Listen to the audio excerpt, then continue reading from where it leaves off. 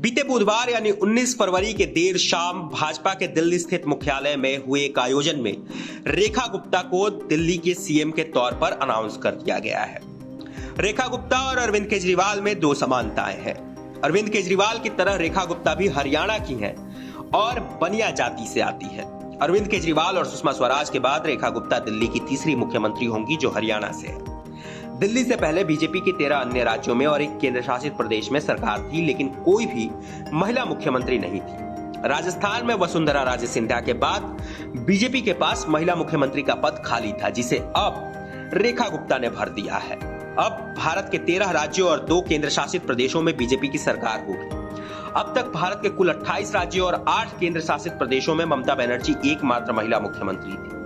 अब दिल्ली के मुख्यमंत्री बनने के बाद रेखा गुप्ता दूसरी महिला मुख्यमंत्री होंगी। पिछले एक दशक में भारत की चुनावी राजनीति में महिलाओं को एक नए वोट बैंक के रूप में देखा जा रहा है। कहा जाता है कि महिलाओं को जाति और धर्म की पहचान से अलग करके राजनीतिक रूप से संगठित किया जा सकता है। बीजेपी शायद इसी आधी आबादी के बीच ये संदेश देना चाहती है कि वे उसकी प्राथमिकता में है। दिल्ली विधानसभा चुनाव में भी आम आदमी पार्टी, बीजेपी और कांग्रेस ने महिलाओं को प्राथमिकता दी थी।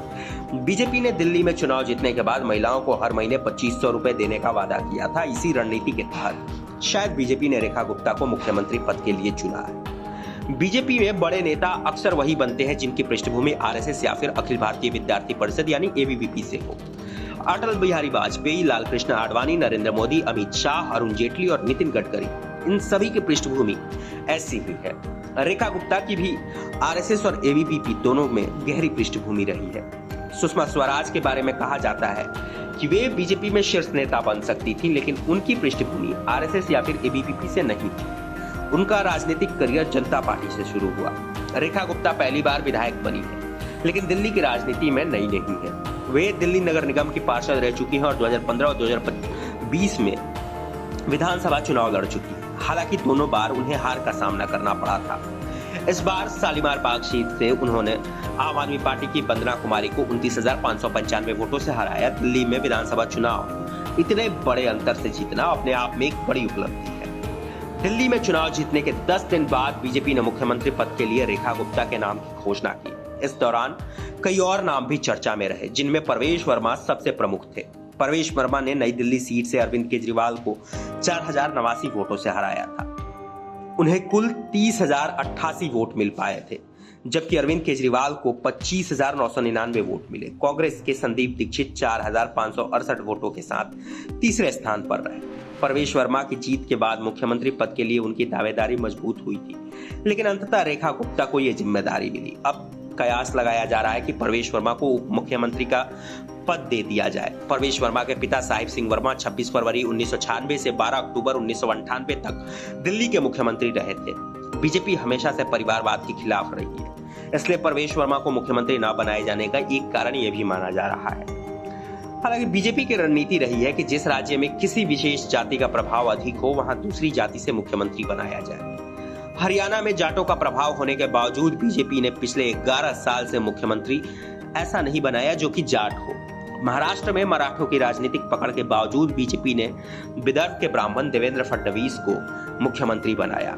झारखंड में आदिवासी मुख्यमंत्री के बजाय बीजेपी ने तेली जाति के रघुवर दास को मुख्यमंत्री बनाया था। कुछ लोगों का मानना है कि परवेश वर्मा की विवादित छवि के कारण भी उन्हें मुख्यमंत्री नहीं बनाया गया। हालांकि रेखा गुप्ता के भी कुछ पुराने ट्वीट्स अब सोशल मीडिया पर वायरल हो रहे हैं, जो कि राजनीतिक मर्यादा के खिलाफ माने जा रहे हैं। रेखा गुप्ता पिछले 30 सालों से दिल्ली की राजनीति में सक्रिय है।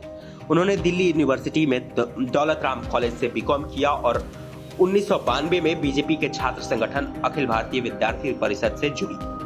बुधवार को बीजेपी के 48 विधायकों ने सर्वसम्मति से उन्हें विधायक दल का नेता चुना और आज 20 फरवरी को वे मुख्यमंत्री पद की शपथ लेंगी। मुख्यमंत्री चुने जाने के बाद रेखा गुप्ता ने कहा कि देश की हर महिला के लिए ये गर्व की बात है। बीजेपी ने दिल्ली में जो भी वादा किया है उसे हम पूरा करेंगे। मेरी जिंदगी का यही मकसद है। रेखा गुप्ता 3 बार शालीमार बाग से पार्षद रह चुकी हैं। 2000 के दशक में वे बीजेपी में आई और विभिन्न पदों पर रही। वे दिल्ली बीजेपी महासचिव, बीजेपी महिला मोर्चा की अध्यक्ष, उत्तर प्रदेश महिला मोर्चा की अध्यक्ष और बीजेपी युवा मोर्चा विंग के पदाधिकारी के रूप में रह चुकी है। बीजेपी ने यह संदेश देने की कोशिश की कि आम आदमी पार्टी ने आतिशी को अस्थायी मुख्यमंत्री बनाया था, लेकिन उसने रेखा गुप्ता को स्थायी मुख्यमंत्री बनाकर महिला नेतृत्व को मजबूत किया है। रेखा गुप्ता 1995 में Delhi university students union (DUSU) की सचिव बनी और बाद में अध्यक्ष भी बनी। जब वे सचिव थी तब कांग्रेस की छात्र इकाई